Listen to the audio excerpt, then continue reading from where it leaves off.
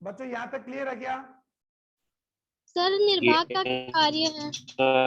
भाग बीजांड द्वार के अपोजिट वाले भाग का नाम निभाग है, और ये बीज निर्माण में किसी प्रकार से कोई भाग नहीं लेता, लेकिन वो कब पढ़ेंगे? जब हम बीजांड से बीज का निर्माण होगा। तो पहले आप बीजांड जानो कि बीजांड अंडाशय में पाए जाने वाली एक संरचना होती है। लेकिन मैं बार बार कह रहा हूं कि अंडाशय में एक बीज अगर होगा, एक ही बीजांड होगा तो एक ही बीज बनेगा। अगर बीजांड की संख्या ज्यादा है, जैसे तरबूज, खीरा, ककड़ी, तोरई, इनमें बीजों की संख्या एक होती है कि अनेक होती है?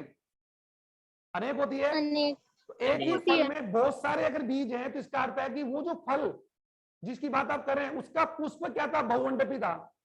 और बहुअंडपी था ना? अरे बहुअंडपी था, तभी तो सारे अंडकोश मिलकर फल तो कितना बनेगा? एक बनेगा। फल तो एक बनेगा। एक पुष्प से एक ही फल बनेगा। लेकिन फल के अंदर बीजों की संख्या कौन तय करेगा? बीजांडों की संख्या। ओके, तो जितने बीजांड होंगे उतने ही क्या बनेंगे बच्चों? बीज बनेंगे। और बीज कहां बनेंगे? जहां पर पुष्प में बीजांड स्थित है। तो बीजांड की स्थिति ही तय करेगी कि उस बनने वाले फल में बीज कहां पर स्थित हो।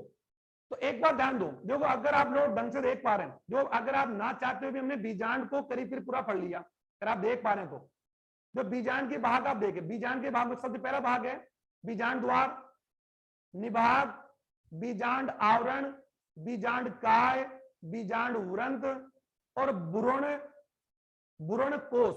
क्योंकि मादा युग्म कोषभिद का ही नाम क्या बच्चों? बुरण कोष। कोष। समझ आ रहा है क्या आपके बच्चों? बुरण, यस सर। बुरण कोष यानी एम्ब्रियो सेक, ठीक है। और बुरण कोष क्या होता है बच्चों? 7 कोशिकीय और 8 केंद्र की संरचना को ही बुरण कोष, या फिर हम इसको क्या कह सकते हैं? बुरण कोष, या फिर क्या होते हैं? मादा युग्म कोषभिद, मादा युग्म कोषभिद। तो आज कम से कम आपने कुछ भी नहीं पढ़ा, चलो ऐसे मान लो, लेकिन कम से ये तो याद हो गया कि नर युग्म कोषभिद कितनी कोशिकीय था? 3 कोशिकीय। अब आपके दिमाग में सर 3 कैसे? अरे एक तो कायिक कोशिका और 2 नर युग्म शुक्राणु, तो कितनी कोशिकाएं? अरे 3। हाँ, 3 कोशिका। नर युग्म को भी कितनी कोशिकीय था? 3 कोशिकीय था। और वो किससे बनता था? परागकण से। तो मादा युग्म कोषभिद का विकास किससे होगा? गुरु बीजाणु से, ठीक है। और उस मादा युग्म कोषभिद कितनी कोशिकीय है? 7 कोशिक, यानी 7 कोशिकीय और 8 केंद्र की। और इन 7 कोशिकाओं के नाम, इन 7 कोशिकाओं के नाम अगर आप लोग को पूछे तो 7 कोशिकाओं में 3 कोशिकाओं का नाम, 3 कोशिकाओं में 3 तो कौन सी है? अंड समुच्चय, अंड समुच्चय या एग एपरेचस। अंड समुच्चय में 3 कोशिका होती है। इन तीनों का नाम क्या होगा? ध्यान सुनो, इनमें से एक कोशिका तो कौन सी कोशिका है? अंडाणु। ध्यान सुना, एक तो अंडाणु कोशिका है बड़ी, और 2 कोशिका कौन सी है? 2 कोशिका कौन सी है? सहायक। यानी अंड समुच्चय में 3 कोशिका होती है, जिनमें से एक का नाम तो क्या? अंडाणु, और 2 का नाम क्या है? सहायक। तो कुल कितनी होगी? ये 1 है, ये कितनी होती? 2। उसी प्रकार तीसरी कोशिका कौन सी? प्रतिमुख कोशिका। तो प्रतिमुखी कोशिकाओं की बात हम करें, प्रतिमुखी कोशिकाओं की बात करें, उनकी संख्या कितनी है? 3 है। तो 3 का नाम तो प्रतिमुखी कोशिका है, और अंड समुच्चय में 1 का नाम अंडाणु, 2 का नाम क्या है? सहायक है। कुल कितनी होगी? बची कौन सी? 1। तो 7वीं कोशिका का नाम क्या है? ध्रुवीय कोशिका या पोलर कोशिका या सेकेंडरी कोशिका। क्या नाम हो सकता है? द्वितीय कोशिका, पोलर कोशिका और ध्रुवीय कोशिका। और ये कोशिका अपने आप में कौन बच्चों? 2n है, क्योंकि उसमें 2 केंद्र के n+n है। n+n, ये ध्यान दोगे, n+n, ये ध्यान देना, ठीक है। तो आपको मैंने इन सभी 7 कोशिकाओं के नाम बता दिए। 7 कोशिकाओं में 1 का नाम अंडाणु, 2 का नाम सहायक कोशिकाएं, 3 का नाम प्रतिमुखी कोशिकाएं, और 1 का नाम क्या नाम है? ध्रुवीय कोशिका। तो कुल मिलाकर कितनी कोशिका हो गई? 7। 7 कोशिकाओं को अगर आप ढंग से देख पा रहे हैं, चलो मैं इस डायग्राम को हटा रहा हूं। इस डायग्राम को हटाकर मैं डायरेक्ट ही अगर आपको देखो, जो बच्चों जो बीजांड होते हैं, बीजांड के कई प्रकार है, जो अभी अभी मैंने आपको बता दिया। बीजांड का सबसे ज्यादा प्रकार जो होता है वो प्रति प्रकार होता है ऋजु, जिसे उल्टा बोलते हैं। ये तो मैंने सीधा बनाया, क्योंकि बीजांड की स्थिति यानी बीजांड द्वार और निभाग की स्थिति के आधार पर, निभाग की स्थिति के आधार पर बीजांड प्रमुख रूप से 5 प्रकार के होते हैं। ओके बच्चों, इनमें प्रमुख प्रकार का जो बीजांड है वो ऋजु या प्रति प्रकार का है। ऋजु यानी उल्टा, और वो कैसे उल्टा का मतलब क्या होगा, जब बीजांड द्वार नीचे और निभाग ऊपर। देखो ये अगर देखो, ये मार्कर पेन के अंदर देख रहे, इसका जो पॉइंटेड पार्ट है लिखने का ऊपर है और ये आधार पर नीचे, तो ये कौन सा, ये मार्कर कौन सी स्थिति में बच्चों, सीधा, ये सीधा ना। अगर ये बच्चों, अगर ये 180 डिग्री घूम जाए, कितने पर, 180 पर, तो इसका पॉइंटेड भाग कहां पर आ गया, नीचे, और आधार भाग कहां पर आ गया, ऊपर आ गया। तो ये स्थिति कौन सी स्थिति होगी इसकी, उल्टी, उल्टा हो गया ना, ऋजु या प्रतीप। Yes sir. तो सबसे ज्यादा प्रकार का आवर्त बीजों में जो बीजांड होता है वो उल्टा प्रकार का ही पॉलीगोनेजिन। ओके, आप समझ पा रहे होंगे। लेकिन अभी मैं उसकी ऊपर डिस्कस नहीं कर रहा, अभी मैं आपको सिंपल, अभी टाइम भी कम हो रहा है, 10-5 मिनट बच रहे हैं, अब मैं आपको जल्दी लेके चलता हूं कि मादा युग्म कोदविद पीढ़ी होती कैसी है। अभी बना दिया, और वो कहां पर होगी, बीजांड में, क्योंकि मादा युग्म कोदविद बीजांड का ही भाग है। और मैं अगर आप अगर देख पा रहे हैं, चलो मैंने जल्दी से फिर मैंने एक बीजांड फिर बना दिया। ये कौन सा बीजांड बना रहा हूं, ये कौन सा बीजांड होगा बच्चों, अभी पहले वाला कौन सा सीधा था, उल्टा। शाबाश। तो ये नीचे जो द्वार देख रहे हैं इसका नाम क्या होगा, माइकोपाइल यानी बीजांड द्वार। अब जल्दी जल्दी बीजांड द्वार। हाँ, ये बीजांड द्वार हो गया। तो फिर ये कौन सा भाग हो गया, निर्भाग। वेरी गुड, निभाग, चले जा। तो ये जो 2 आवरण देख रहे हैं, ये 2 आवरण, इनका नाम क्या होगा, बीजांड, बीजांड आवरण, आवरण।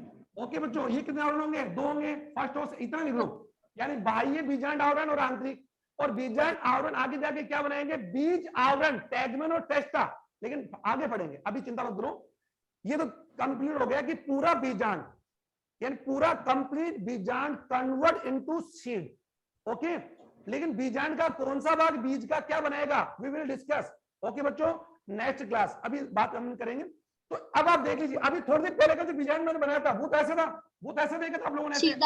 हाँ, तो अब इसमें क्या था कि ये ऊपर और नीचे, तो ये वाला भाग यानी इसका बीजांड द्वार, द्वार नीचे आ गया तो निभाग ऊपर चला गया। कैसे बच्चों, 180 डिग्री पलट गया, ऐसे कितने डिग्री पर, 180। देखो ये ऐसा था, ये सीधा है, तो ये पलट रहा कितने डिग्री पर, 90। देखो अब 90, और ये कितने पर, 180। 180। अगर ये फिर घूम जाए और फिर घूमकर 360 घूम जाए तो उस बीजांड को बोलेंगे हम लोग वृश्चिकी, अभी है ना, उसको क्या बोलेंगे, वृश्चिकी या पूर्व चक्री। तो बीजांड कई प्रकार के होते हैं। तो अभी बात किसके आधार पर, बीजांड के घूमने के आधार पर।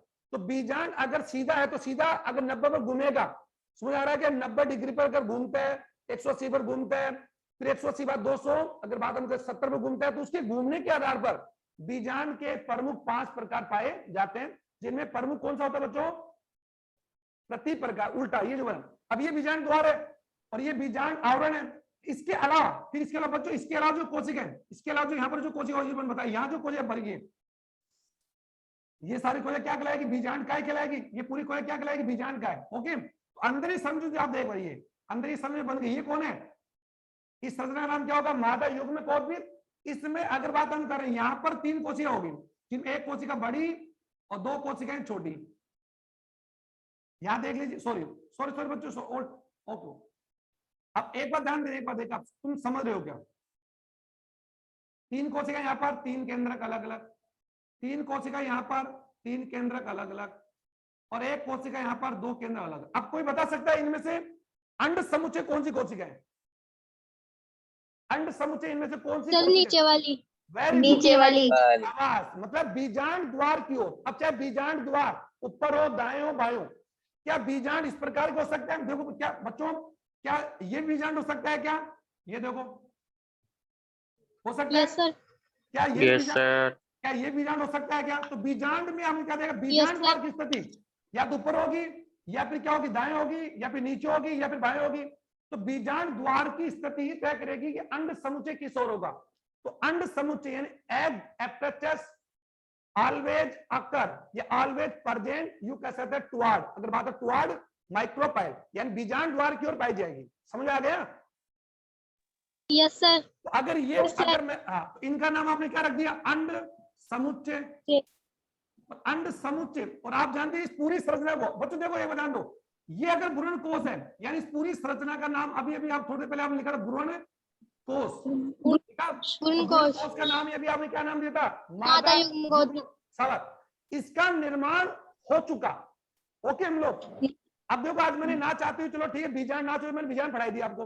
बीजांड द्वार, बीजांड द्वार, ये सिंपल बात हम कहते हैं। बीजांड द्वार यानी कहते हैं बीजांड का वह भाग जहां बीजांड आवरण नहीं पाया जाता, और खुले छिद्र या रंध्र को बीजांड द्वार कहते हैं, जहां से प्राग नलिका प्रवेश करती है। ध्यान से सुन लेना, प्राग नलिका कहां से प्रवेश करेगी? बीजांड में हमेशा बीजांड द्वार से, ठीक है। और प्राग नलिका कहां किससे बनेगी? प्राग कण से।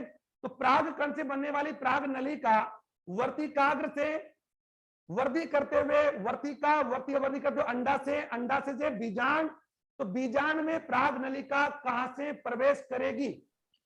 बीजांड द्वार। वेरी गुड, बीजांड द्वार से। समझ आ गया ना? यानी which direction pollen tube entered into Oval, तो वी कैन राइट माइक्रोपाइल, बीजांड द्वार यानी टू माइक्रोपाइल, बीजांड द्वार की तरफ से, ठीक है। Okay sir. ओके, अब बात हम बच्चों, बीजांड द्वार के जस्ट अपोजिट कौन सा भाग है? निभाग है। अगर बीजांड सीधा है तो नीचे का भाग, अगर बच्चों मैंने ये कहा, ये देखो, अगर मैंने कहा ये ऊपर का भाग बीजांड द्वार है, तो ये नीचे क्या होगा? निभाग होगा, ठीक है। निर्भाग। ओके, अब बच्चों बताओ, ये जो भाग है, ये यहाँ पर जो कोशिका भरी पड़ी है, जो अभी टाइम नहीं मेरे पास, लेकिन आप चलो, ये बच्चों ये जो कोशिका यहाँ पर हमने बना ली, ये कोशिका जो है, ये कौन सी कोशिका हो गई? अंडाणु कोशिका। नहीं, ये जो बना रहा हूँ, बीजांड गाय। वेरी गुड, बीजांड काय, जो बीजांड का यानी बीजांड का निर्माण करती। देखो, अरे भाई आप बना ऐसे कैसे करके बना सकते हैं? ऐसी बात नहीं, बना, समझ आ रहा है आपके? आ रहा है सर। चलो, तो ये जो सारी कोशिका भरी पड़ी है, ये आप जो देख पा रहे हैं, ये कोशिका क्या कहलाएगी यहाँ पर? बीजांड। ओके, यानी बीजांड की मेन कोशिका, और ये सभी कोशिका ट्वेन है। अब चाहे ये जो पूरा देख रहे हो, ये कौन है? बुरण कोष, सॉरी बुरण कोष, कोष नहीं, कोष तो बनेगा निषेचन के बाद, दोहरा निषेचन में वो तो बनेगा। बुरण, वो तो है बुरण कोष जो त्रिगुणित होता है, याद करो, त्रिगुणित। और ये कौन? बुरण कोष, एम्ब्रियो सेक, वो बनेगा एंडोस्पर्म, ठीक है। Yes sir. अब हाँ, अब ध्यान दो, एक बात छूटा। और ये कौन भाग? ये बच्चों ये कौन सा भाग है? ये बीजांड व्रंत, यानी ये वो भाग, देखो ये रहा अंडाशय, और अंडाशय की बात हम करें, ये बात हम करें, ये और ये रहा बीजांड। अब मैंने कहा ये जो भाग है, ये भाग क्या कहलाएगा? बीजांड व्रंत। ये क्या कहलाएगा बच्चों? बीजांड व्रंत। बीजांड व्रंत का काम क्या है? बीजांड को अंडाशय की भित्ति से जोड़ना, तो बीजांड व्रंत। सर समझ में नहीं आ रहा, अजय कह रहा है। चलो ठीक है, अरे भाई ये तो समझ आ गया कि बीजांड के भाग तो समझ आ गए। अब बीजांड के भागों में पहले भाग का नाम मैंने बता दिया था आपको, बीजांड आवरण, जो दोहरा होता है, जो बीजांड को चारों तरफ कवर करता है। बीजांड काय, बीजांड की प्रमुख कोशिकाएं जो त्रिगुण द्विगुण होती है, जिनमें पोषक पदार्थ भरा होता है, जो बीजांड निर्माण करती है, उसे हम बीजांड काय को कहते हैं। बीजांड काय के अलावा फिर बीजांड काय के नीचे एक भाग पाया जाता है जिसको छिद्र बोलते हैं, इसका नाम बीजांड द्वार, जहां बीजांड आवरण नहीं है। क्या यहाँ पर ही आवरण, ऐसे पूरा आवरण है क्या? नहीं है। तो जहां पर बीजांड आवरण नहीं है, उसी छिद्र को हम क्या बोलेंगे? बीजांड द्वार। और बीजांड द्वार के जस्ट अपोजिट साइड में उसका बोलेंगे हम लोग निभाग। निभाग की कोशिकाएं भी द्विगुणित होती है। ये अगर मैं बोलूं बच्चों, ये पूरा का पूरा भाग, ये तो ये पूरा जो मैं बना दिया, ये पूरा का पूरा कौन है? निभाग है। अब निभाग यहाँ क्यों टच करते हैं? निभाग का मतलब, जैसे ये मैंने आपका मायरक पहना, अगर ये बीजांड द्वार है तो ये पूरा भाग, ये नीचे ये जो जामन पकड़ रखा है, ये क्या होगा? निभाग। और अब बात आती है बीजांड में एक 7 कोशिकाएं और 8 केंद्रकों का एक समूह होता है, जिसका नाम होता है बुरण कोष। तो ये सारे मिलकर किसका निर्माण करेंगे? बीजांड का। तो बीजांड के भागों की बात हम करें तो बीजांड के भागों नंबर 1 भाग नाम क्या होगा? बीजांड आवरण, बीजांड काय, बीजांड द्वार, निभाग और बुरण कोष। बुरण कोष में क्या क्या? अंड समुच्चय, अंड समुच्चय में क्या? एक अब मैंने बता, इनमें एक कोशिका दिख रही बड़ी, जो बीच की दिख रही जो बड़ी है, उसका नाम क्या है? एग, जो अपने आप में कौन एगुणित है। और बाकी जो दोनों तरफ है, जो दोनों तरफ की कोशिका है जो छोटी है, जिनका नाम क्या होगा? सहायक। जो छोटी होती है, इनका कोई रोल नहीं है। आगे बढ़ो। अब बीच में जो कोशिका दिख पा रही है, इस कोशिका का नाम क्या? बीच वाले का नाम प्रतिमुखी कोशिका। वेरी। और दूरी कोशिका के लिए क्या लिखोगे? या तो 2n लिखोगे या फिर क्या n+n लिखोगे। ये लो, अभी अंड समुच्चय में, अंड समुच्चय 3 कोशिकाएं। अरे तो सर 3 कोशिका दिख नहीं रहेगा, एक कोशिका बड़ी दिख रही है, 2 कोशिका छोटी दिख रही है, ऐसे अब तो समझ जाओ। तो ये कौन? ये भी n, ये भी केंद्रक n, ये भी कौन? n। तो ये दोनों सहायक, बीच वाला अंडाणु। अच्छा यहाँ कितने केंद्रक है? 2। कोशिका कितनी है? एक। तो यहाँ पर कोशिकाओं की संख्या कितनी है? एक ज्यादा है, केंद्र सॉरी कोशिका संख्या एक कम है, केंद्र ज्यादा है, क्योंकि अंड समुच्चय में कितने केंद्रक है? एक में एक है तो 3 केंद्रक। यहाँ भी कितने केंद्रक? 3, 3 और 3 6 और 2 केंद्र ये रहे, तो केंद्र कितने हो गए? 8। 8 है। कोशिका कितनी रह गई? कोशिका कितनी रह गई? 7। 7 है। तो बड़ी सिंपल बात बता रहा हूँ, आप लोग कैसे समझ नहीं आ रहा, ये बहुत ही सिंपल बता रहा हूँ। Yes sir. बात आती है, ये जो कोशिका है जो निभाग की ओर होगी, उन तीनों का नाम क्या होगा? प्रतिमुखी कोशिका। प्रतिमुखी यानी antipodal, antipodal cells. These are occur always, you can always at a challenge. कहां पाई जाती है? निभाग की ओर पाई जाती है, टू निभाग, निभाग की ओर पाई जाती है। ये लोग, ये स्थिति हो गई। और ध्रुवीय कोशिका बीच में होगी। अब बात आती है, जो मादा युग्म कोशिका बने बिना विकास की, आपको समझा दिया। जो कल तो मैंने आपको पराग कण से कैसे एक पराग कण एक नर युग्म कोशिका पीढ़ी बनाता है, लेकिन आज मैंने बिना गुरु बीजाणु के निर्माण के ही आज मैंने आपको सीधा बीजांड और भ्रूण कोष फटा दिया। अपेक्षा करो थोड़ा बहुत समझ में आ तो गया होगा कि बीजांड के क्या क्या भाग होते हैं, और एक प्रारूपिक बीजांड का चित्र बनाइए। तो प्रारूपिक बीजांड का चित्र आप यही बनाएंगे। बीजांड के अंदर ये जो आप देख पा रही है बच्चों, ये कौन? बीजांड व्रंत है। और बीजांड व्रंत जहां बीजांड जुड़ता है उस जगह को बोलते हैं हाइलम बोलते हैं। क्या बोलते हैं? हाइलम, हाइलम बोलते। समझ आ रहा है क्या आपके? तो नाम देखो, 1 2, अगर बात हम करें 3 4 5 6 7, ये सारे नाम मिलकर क्या बनाएंगे? बीजांड। तो आज का प्रश्न क्या हो गया? एक प्रारूपिक यानी टिपिकल, यू कह सकते हैं, एक सिंपल सी बात है, डायग्राम बनाइए। यानी अगर मैं आपको बोलूं कि प्रारूपिक बीजांड का डायग्राम बनाइए और उसका वर्णन तो आप कर सकते हैं। तो प्रारूपिक बीजांड में आप किसका चित्र बनाएंगे बच्चों? रिजु उल्टे निभाग का बनाएंगे, ठीक है, क्योंकि वही प्रमुख रूप से पाया जाता है ज्यादा आवर्तबीजी पादपों में। तो आप लोग, और एक बात और, अगर इसमें प्रश्न और आ जाए कि मादा युग्म कोशविद का चित्र बनाइए, तो सर आप बिना बीजांड की बना सकते? ये लो, ये बना लो ऐसे आराम से। क्या दिक्कत आ रही है आपको? ये लो ऐसे बना लिया। इसके बीच में कौन सी कोशिका दिखा दोगे? दूरी कोशिका दिखा दो, ऐसे नहीं दिखा सकते। और यहाँ कौन दिखा दो? 3, एक बड़ी और 2 छोटी। अरे बोलो। और यस सर। ये लो। अब मुझे बताओ, ये डायग्राम केवल किसका है? भ्रूण कोश का। और यहाँ पर भ्रूण कोश कहां पर? ये रहा।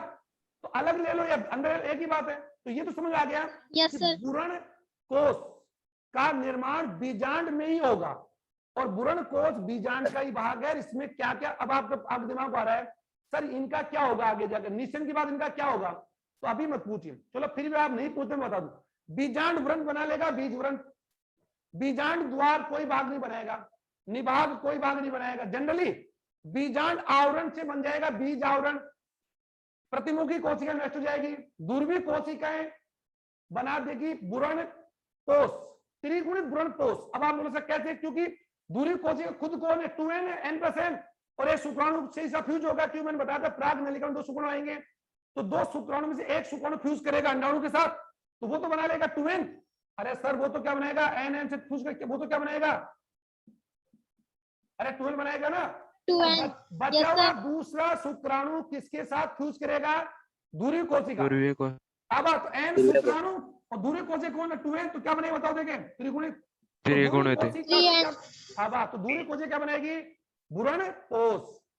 ओके। और सहायक कोशिका कुछ ही काम नहीं करती है। तो इसका मतलब ये कुल मिलाकर बीजांड से बीज का निर्माण हम पढ़ेंगे आगे। आप रिलैक्स हो जाइए, अभी तो टाइम खत्म हो गया। चलो बच्चों, अगली क्लास का टाइम हो गया, मैं इसको और कर रहा हूँ। आज का तो इतना ही है।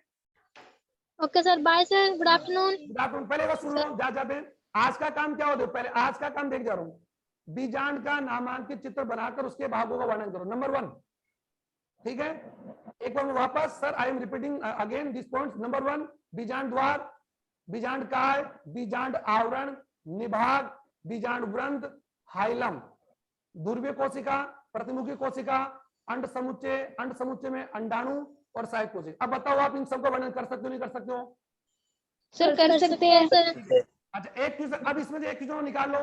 मादा युग्म कोशिका या भ्रूण कोश का नामांकित चित्र बनाओ। ये रहा, ये बना दिया। तो जो बीजांड का चित्र बनाना जानता है वो इसका भी बनाना जानता है। कितने कोशिका होते हैं? 7 कोशिकी। और 7 कोशिका नाम पूछ सकता है तो ये आएगा 100%। और ये पता है कि इन 7 में से 3 कोशिकाओं का नाम प्रतिमुखी कोशिकाएं, जिनका जो निभाग की ओर पाई जाती है, यानी अंड समुच्चय के अपोजिट पाई जाने वाले, इसलिए इनका नाम होता है एंटीपोडल। ओके, फिर बीच और ध्रुवीय कोशिका Yes, जो sir. द्विगुणित होती है, n+n होता है, जो बड़ी होती है जिसमें 2 केंद्र होते हैं, 2 अगुणित केंद्र होते हैं। ओके, अच्छा फिर आ जाओ अंड समुच्चय। अंड समुच्चय में 3 कोशिका होती है, एक बड़ी और 2 छोटी। 2 छोटी कोशिकाओं का काम इतना ही है कि ये प्राग नलिका को भ्रूण कोश में प्रवेश करने के लिए क्या देती है, जगह देती है। ठीक है, क्योंकि प्राग नलिका अंदर जाएगी, अरे सर तभी तो शुक्राणु मुक्त होंगे। तो प्राग नलिका को, प्राग नलिका यहाँ से एंटर करेगी, लेकिन एंटर करने के बाद प्राग नलिका इनसे एंटर करके यहाँ पूछेगी, तो सहायक कोशिकाएं क्या होगी, प्राग नलिका को जगह देने का कार्य करेगी। ओके बच्चों, थैंक यू वेरी मच। कल तो आपकी छुट्टी रहेगी। Okay sir. Happy Rakshabandhan. Same to you sir. Same same to you sir. ठीक है, ठीक है, ओके ओके, ठीक है, okay sir, bye sir. Okay बच्चों। अच्छा सुनो एक बात ध्यान दो, Bye, sir. आपको गुड छुट्टी आफ्टरनून रहेगी सर। कल, आपकी छुट्टी। हाँ, गुड आफ्टरनून। कल आपकी छुट्टी रहेगी हाँ सर। और परसों भी संभावना है छुट्टी रह सकती है। ठीक है, तो मैसेज आपको आ जाएगा। ठीक है, ओके सर। तो 2 दिन में आप sir. अपना काम कंप्लीट कर सकते हैं। आयुष आवाज आ रही क्या? Yes, sir. Okay okay. Neha, Prajapat, Vijay, आवाज आ रही सब तक? Yes sir. चलो बच्चों। Yes sir. अरे ये ऐसे कौन बोलता है यस सर, ये बिल्कुल बिल्कुल धीरे धीरे चलो ठीक है, अभी बोलेगा नहीं है। चलो बच्चों, हैप्पी रक्षाबंधन अगेन।